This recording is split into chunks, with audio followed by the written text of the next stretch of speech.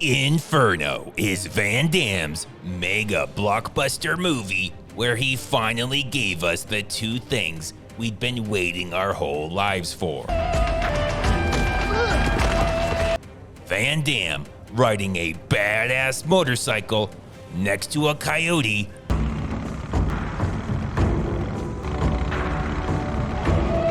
and the answer to the unanswerable question, since Van Damme is all-powerful, can Jean Claude Van Damme kill Jean Claude Van Damme? What do you think about that?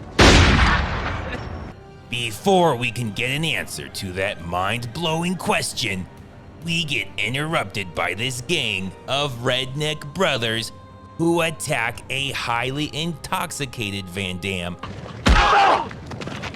and steal the bike that's supposed to be a gift for Van Damme's sometimes imaginary friend, Johnny.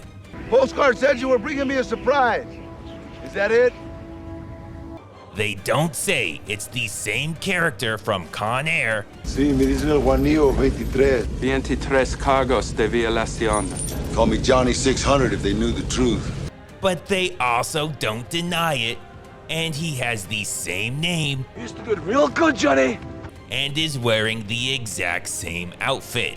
This guy then tries to finish Van Damme off by shooting him in the head twice. But it's Van Damme, so obviously he's fine. The rednecks make up the saddest crime family ever. Oh, it's time to pass the plate. I'm afraid we're a little short this month. As the town they terrorize has a total of 10 people. You gonna stop and pop? Anyways, since the middle of this desert is such a busy area, Johnny 23 just happens to come across Van Damme and carries him home. With the help of this smiling coyote and the power of friendship, Van Damme and Johnny set out on a quest for revenge. Hey, what do you say we do a little divide and conquer, huh? Like we used to in the old days? First thing he does is go to the gun store and just happens to see the Colt 1911 that the redneck stole from him earlier. If you're looking for UFOs, take a fucking hike. These guys are dicks. The 45. Where'd you get it? From your grandma. So Van Damme kills them both.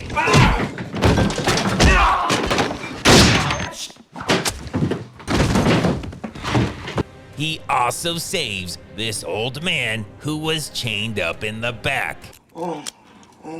Van Damme tells him he's going to go on a murder rampage and slaughter everybody, and the old man is really into it.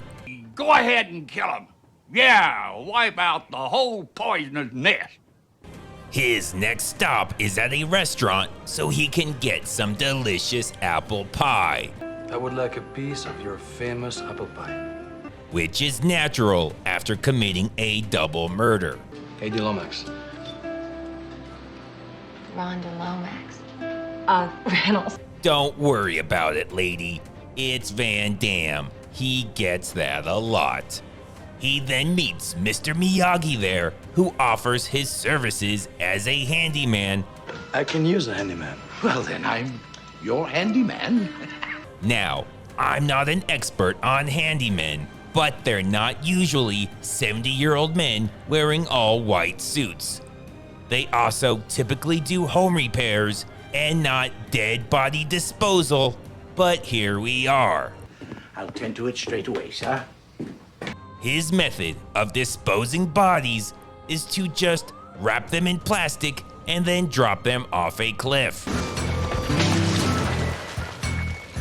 Look, he doesn't show up where you work and tell you how to do your job, so just back the f*** off. Van Damme rents a room at the local motel, which only serves to let the audience know this. I don't think he's a rapist. Notice she only mentions Van Damme and not Johnny. Serial rapist confirmed. You know what I am? Ugly all day.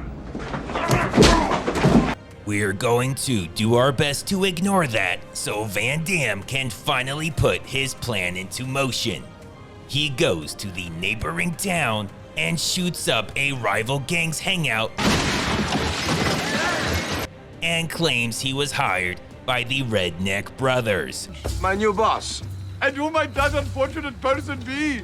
The Hogans. We then find out this is one of those movies where everything you shoot explodes.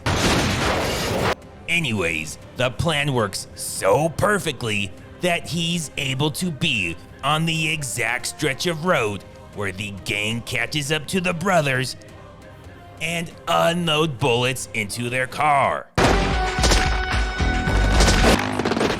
Somehow, after being shot at hundreds of times and their vehicle exploding, they walk away unharmed. So now, the Redneck Gang is out to get revenge on the Biker Gang, but they manage to talk out their differences in the middle of a f***ing gunfight. Stop firing! Then, while the Rednecks are having a breakthrough with some really powerful family issues, One of us! You ain't family! You understand? Van Damme gets annoyed at how ridiculous this all is and blows some shit up to get things back on track.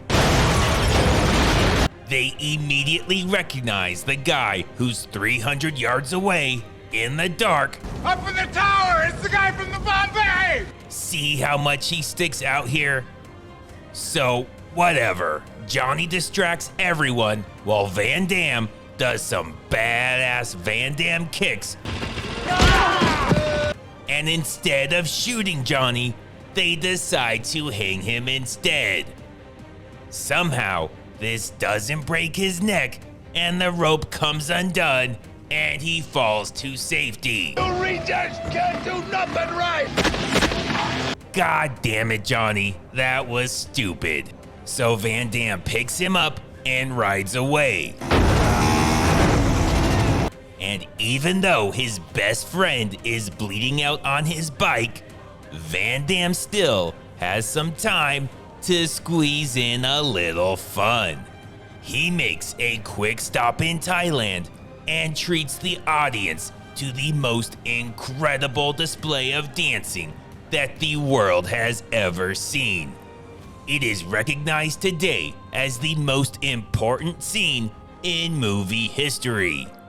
Some people have tried to make the case that him spending several days traveling to Thailand instead of seeking medical treatment for Johnny is why he died. While that may be true, I think we all agree it was worth it. Plus, Johnny raped a lot of people. Call me Johnny 600 if they knew the truth. Anyways, now that he's dead, Van Damme and the waitress are so sad that, never mind, I guess they're over it. He's still kinda pissed though, which means everyone must die. So Van Damme struts back into town and dares them to come after him. They fall right into his trap and half of them explode. No, it's not. He then starts taking them out one by one. First, he snaps this guy's neck. Then, he tricks this guy by being a master of disguise and wearing a hat. Wrong guy. This one's arguing with his brother, so he was just a freebie. Then, they're down to the last guy, who takes Van Damme hostage for some reason. I really don't know what he was going to do with him as a hostage, but Van Damme beats his ass so we never have to find out.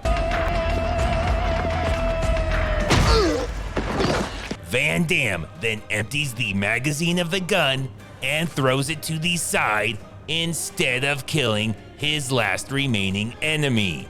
The movie is really running out of steam and everyone is making really poor choices.